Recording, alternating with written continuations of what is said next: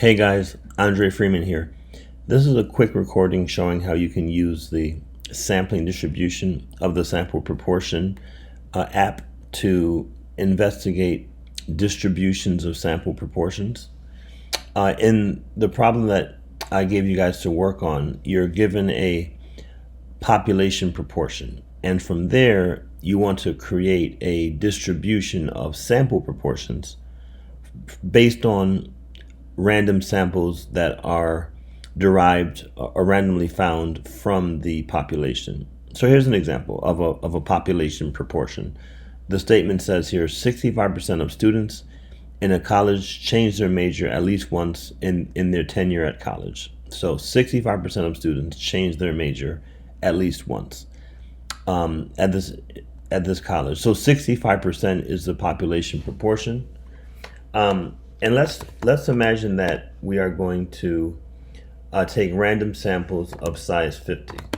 So we're going to take random samples of size 50.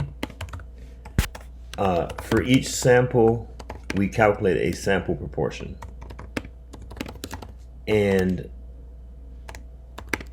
we will then plot the sample proportions in a graph. So for each sample, we calculate the sample proportion, and we will create a plot of all, or of the sample proportions. So this is kind of the setup here.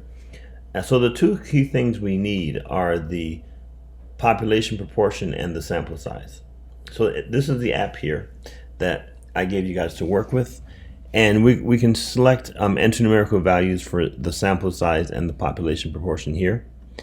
So I'm going to change my population proportion to 0.65. So again, this box allows you to enter values in. We're going to change the population proportion to 0.65, and the sample size is already 50.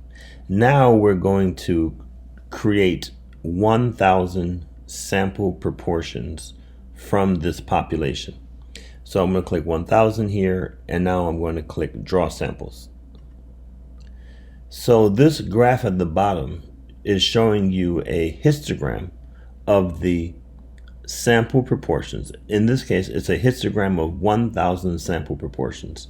And from this histogram here at the bottom, we can look at what is the center, what is the shape of the distribution of sample proportions.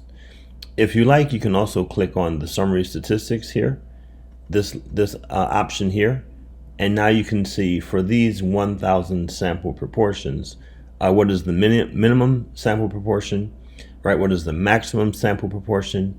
These are the quartiles for the sample proportions and so forth.